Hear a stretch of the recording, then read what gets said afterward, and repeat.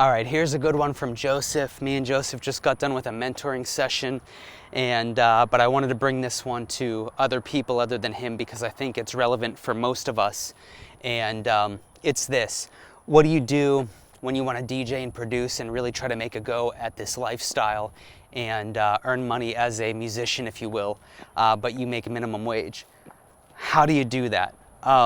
First of all, being an artist, you have to be somewhat privileged. I mean, that's just the way it is. No real need to argue that. If you're not getting enough food in your belly every night, you're probably not worried about the latest update of Ableton. If you're living in a tent and you're trying to lift yourself out of that living condition by washing dishes, the extent of your art is probably a notebook, a pencil, and maybe, an acoustic guitar because it doesn't require any kind of electricity. So there's privilege to an extent because in order to DJ and produce, you need electricity. You need to be of, reasonable health. I think even all of us, when you suffer the flu or a cold, you don't really care to get up and rage and spin a great set or even listen to a pounding kick drum when you're, deathly ill. So there's a few things that right off the bat we have to consider. You're of reasonable health, you're eating every day, and you've got a little bit of money, but really not much. So here's the thing. Point blank, if you're earning minimum wage and it's going to take a little while for you to uplift your lifestyle, I think the biggest thing you can begin to do is start to save on time and money by using samples that are already laid out. I know that doesn't sound sexy, but I am telling you as someone that used to be there, I would get off work, right over here, buddy, and the extended idea of having to come home, shower, cook dinner, try to maintain my health with some kind of a natural workout in my backyard, and then find time to understand deeply the ins and outs of compression, understand deeply the ins and outs of building a drum pattern, understand how to work the synth that I just blew my entire paycheck on, is just too much to handle. It's way too much to handle. So I would use samples. Why would you spend $200 or $300 on synths, presets, packs that are pre-made sounds? And not that any of that is bad. It's just that for like 1 or 2 credits on Splice, you can basically have the sound that you're looking to recreate for like whatever it works out to be, like 30 cents. So why try to buy a patch, a preset, or design the sound yourself and spend hours endlessly tweaking to get, a classic 90s house organ or a classic 90s piano sound, or, that specific metallic vowel sound dubstep growl, when you can just more or less find it on Splice, download it, put it into a sampler, and then just go to town using it. No tweaking even needed, really. So, the thing about this is saving time by using samples is imperative. And then as far as drums go, I wouldn't mess with learning how to do drum patterns at all. And what I mean by that is I would not use a drum rack inside of Ableton. I would not place individual samples on the timeline, meaning like an individual kick on its own track, an individual clap on its own track, individual hi-hats on their own tracks. I wouldn't do that. I would literally type into Splice or LoopCloud or whatever sample site that you like, full drum loops or drums full. Usually that's how those files are named. And what it is literally all of your drums packed into a loop. And it's pretty much already mixed, it's leveled, and it's good to go. So let's just use the example. Let's say you're making house music. Instead of doing a kick, clap, and hi-hat, and even though you think that doesn't take any time, what really doesn't take any time and allows you to move on to other things in that production session and make you feel productive and not have an existential crisis after work is just getting a loop thrown into your DAW. And a lot of times when I'm talking about Ableton, that's like my DAW of choice for now. And get going and get yourself a bass sound and hammer out a bass sound pattern without even any synth in there. And then a lot of times too, these samples usually are processed pretty well. So a little EQ, but I mean, you really should not have to tweak it more than a minute.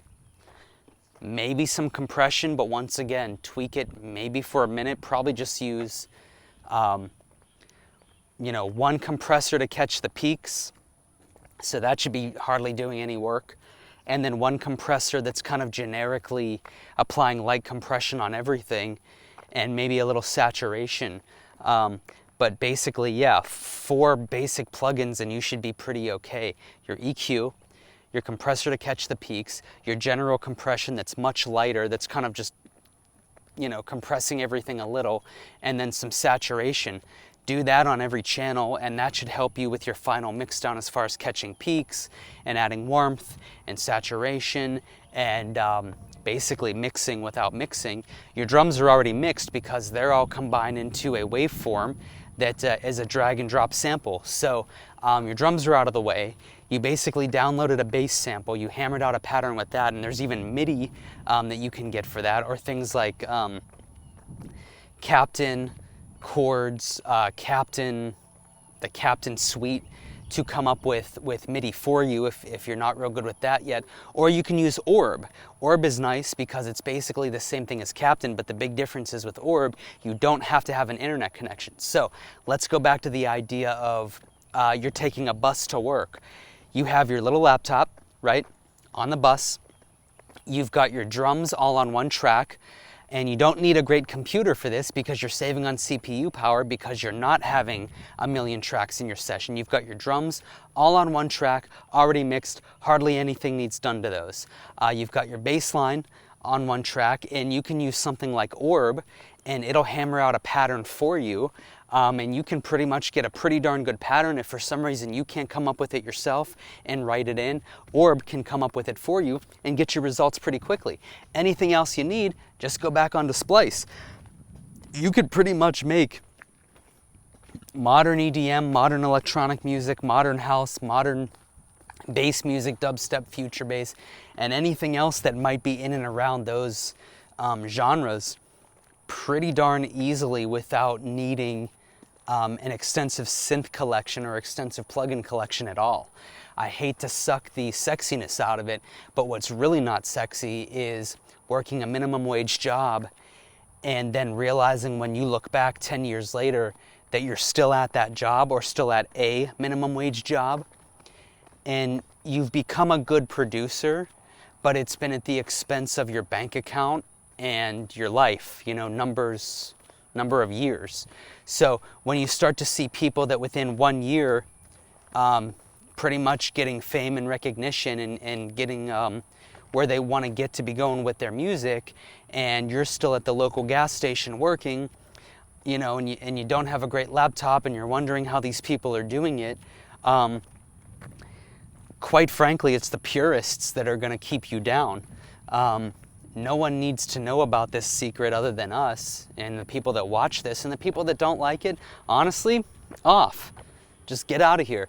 If you want to take the route of someone like a deadmau5, that's great. Go ahead. If you want to design everything and get great at sound design and great at mixing and great at mastering and great at production, it's not a knock on him at all. It's just understanding that not everybody across America is in a position to spend that kind of time and money to learn that. And I don't care what anybody says, it takes a lot of time. It takes time to learn your DAW, it takes time to learn how to produce, it takes time to learn how to arrange and automate, it takes time to buy the things that you think you need to keep up with the Joneses, if you will, of all the synths, all the plugins. It takes time to update them. It takes time if there's an issue with your system. You can download synths sometimes and you can have issues with your computer. You can download plugins sometimes and have issues. It takes time to update a computer. Computers, parts wear out. They get outdated. They can't handle new updates. That takes time. It takes time to mix. It takes time to master. All of that takes time. And I swear to God, before you know it, 7 to 10 years are going to go by and you'll be a good producer. And if your only aim is to just be a great producer, you can disregard this whole video. But, if your aim is like, I just want to make house music and put, you know, $300 behind every single track that I put out so I can get some real traction going here. I don't want to wait 10 years. You don't need to. You know, you can if you want, but it's kind of the, there's so many little baby frogs that have been born this summer. It's so cool to see them like hopping along the side of the road. They're like the size of a dime. It's awesome. But you don't have to wait that long. And the purists don't matter really. I mean, they do, but it's like they don't need to hold you back because they're not the one that's going to buy a ticket to your show and enjoy your music anyways. Get going with making a track. You know, with this method, you should be able to get a pretty darn good track up and going in an hour. And the mixing should be pretty minimal on it because you're not dealing with a lot of raw files that need to be over mixed. Whoops, sorry about that. So yeah, you know, you want a little glimmer of hope.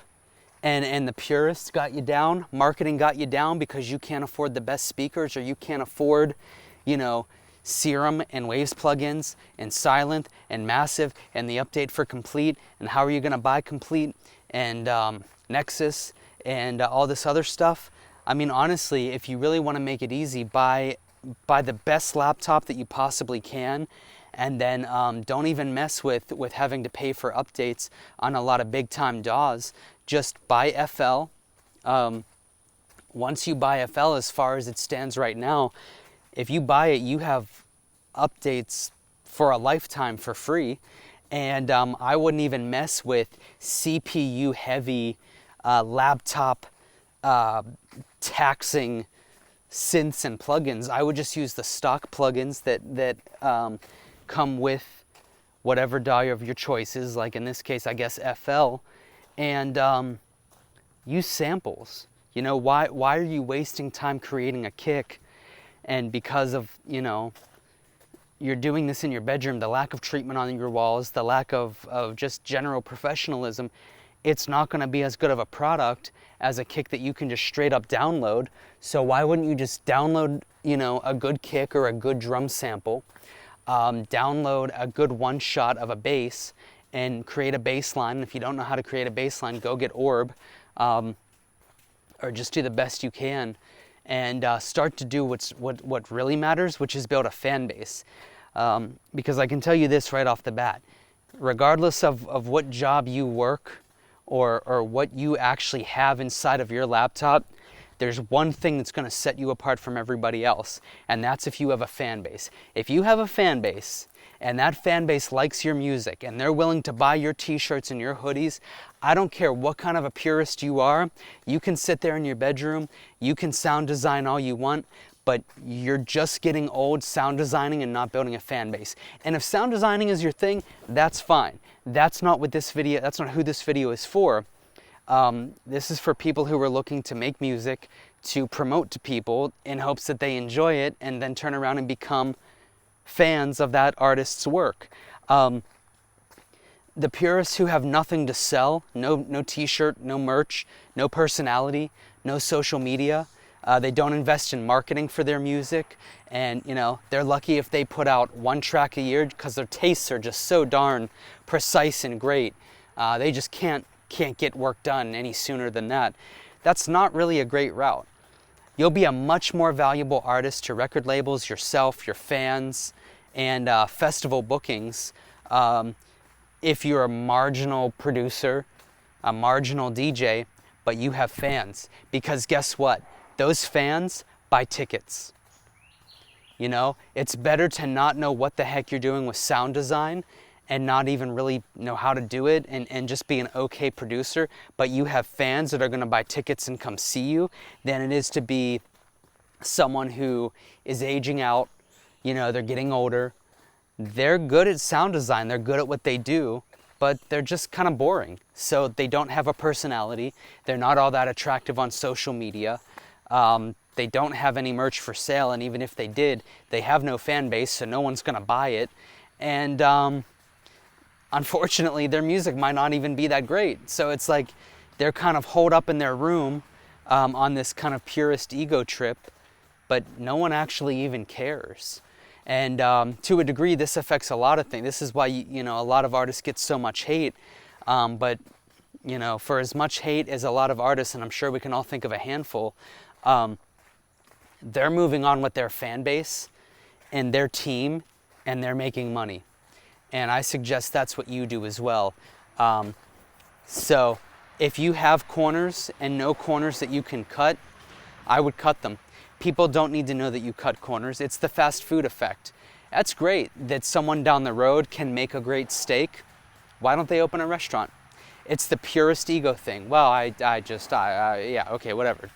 Ton of excuses. But yet there's someone down the street with a taco stand, and maybe their stuff isn't that great, or even, you know, a big conglomerate that has a dollar menu taco thing going on. That's what people are stopping in between their lunch break to get, not the filet that's never for sale. So you're better off making a marginally okay-ish taco and actually getting out there and marketing it and selling it than you are sitting in the corner with your black t-shirt on and your arms crossed saying, I can make the greatest steak that you've ever tasted. Well, that's great, but you refuse to open up a restaurant. You refuse to let people know that you exist. So it really doesn't matter that you can make a great steak, because you never really make a great steak, and it might not even be as great as you think. You're just kind of protecting it by never putting it out there. So I hope all of that helps you. If you are in a dead-end job, not feeling great about your career, I've got courses, I've got a ton of free help, and it's working. It's working for me, and I would like to have it work for you. So keep in touch, guys, and don't give up. Just because you're doing minimum wage and just because you don't know everything about production and mixing and mastering does not mean that you can't do this. You don't need to know everything about production, mixing, mastering, and whatever else you want to cake onto that to be great and do this. There's a ton of great tools out there that are very cost effective that can help you get going today as far as making a product, and then just, I mean, in general, run ads towards that, targeting fans that you think would like it, and let them discover you. And it's not going to be an overnight thing, but make a product, market it towards people you think that will like it, rinse and repeat, engage with people on your social media, and watch it all grow. I love you guys so much, and I'll talk to you real soon. Later.